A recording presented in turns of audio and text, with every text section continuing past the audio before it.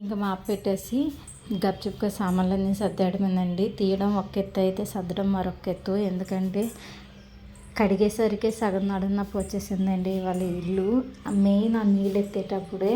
ఇంకా రెండోది ఇక్కడ నుంచి మా ఇంటికాడ నుంచి మార్కెట్కి వెళ్ళి పూర్ణ మార్కెట్కి వెళ్ళి అక్కడ నడుచుకొని సామాన్లన్నీ కొనేసరికి ఉన్న కూడా కాళ్ళ నొప్పులు అయితే ఎక్కువైపోయి ఇంకా రిటర్న్ వచ్చిన తర్వాత మళ్ళీ ఈ పని మళ్ళీ రిటర్న్ రేపు వినాయకుడి నిమజ్జనం చేసిన దాకా ఉంటూనే ఉంటుంది అన్నమాట ఈ పని. ఈ చిరాకులోనే అండి లేడీస్ అయితే ఇంట్లోని పని ఎంత చేసిన తర్వాత కాబట్టి ఒక్కోసారి చేస్తుంటారు. ఇంట్లో ఖాళీగానే ఉన్నావు కదా అంటారు. మరి పని అంతా ఎవరు చేస్తారు, మేమే చేస్తాం కదా.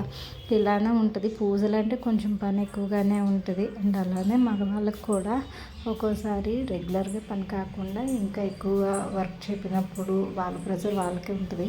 ఒకరి ముఖం ఒకరు చూసి అర్థం చేసుకునే సిచ్యువేషన్ సైలెంట్ అయిపోవడం మంచిది.